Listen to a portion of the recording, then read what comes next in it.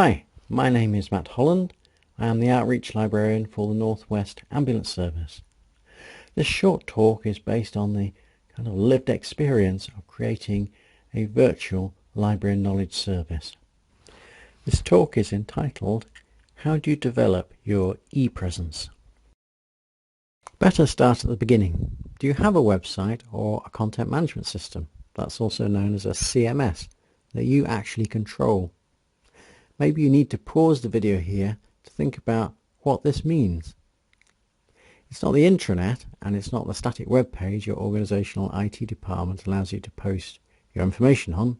It's somewhere where you can post your own content and manage yourself. Something that's visible to your users wherever they are, including inside and outside NHS networks. You do need a website. Okay, so not got one of those? Well, here are two answers. First is to use NHS networks. It's free and it's NHS computer network friendly.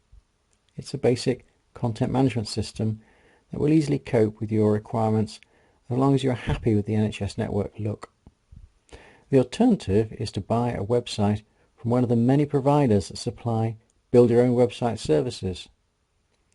In this fast moving market, it pays to do some research, but as a for instance, see the case study from East Lancashire hospitals using Weebly.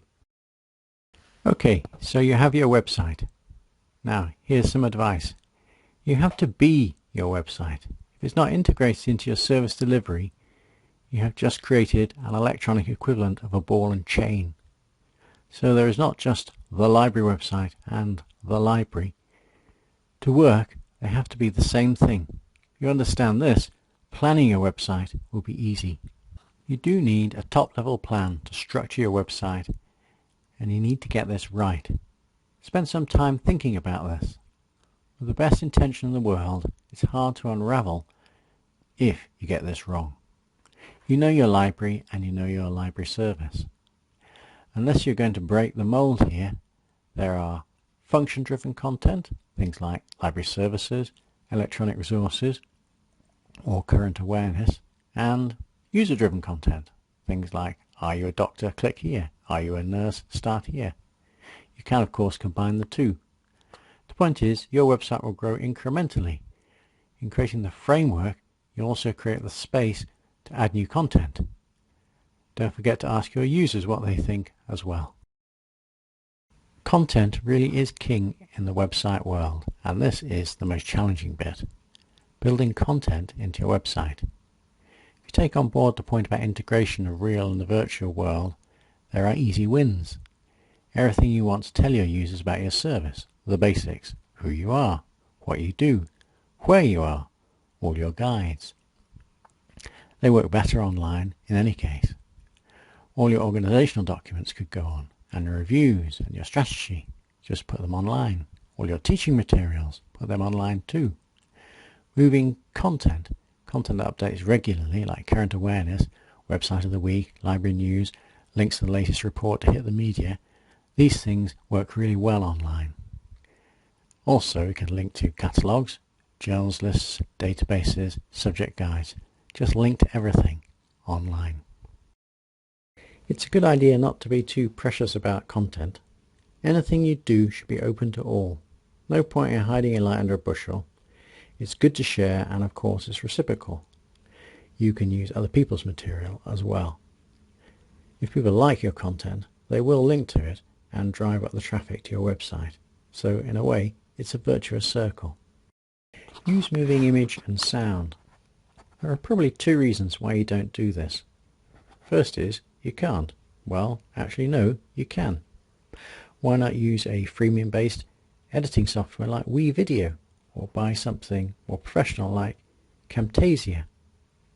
Capture material on your smartphone and upload to the cloud, Microsoft Live or Google Drive. Pull it down to edit and upload to YouTube or any public space where you have on the web. It's job done really. You can do this with audio too, just like I'm doing now. The other reason is you don't want to. Before you say no, think about this.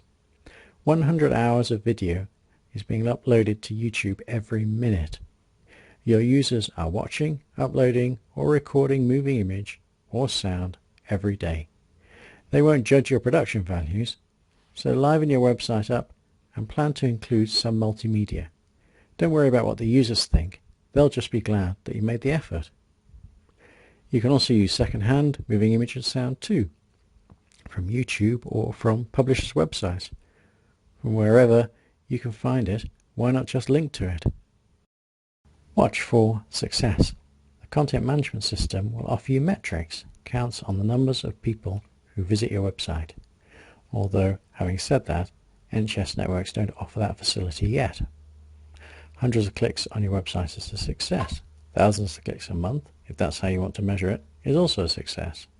Benchmark your hits, count them each month, and see how your accesses improve over time. Okay, that's the end of the presentation.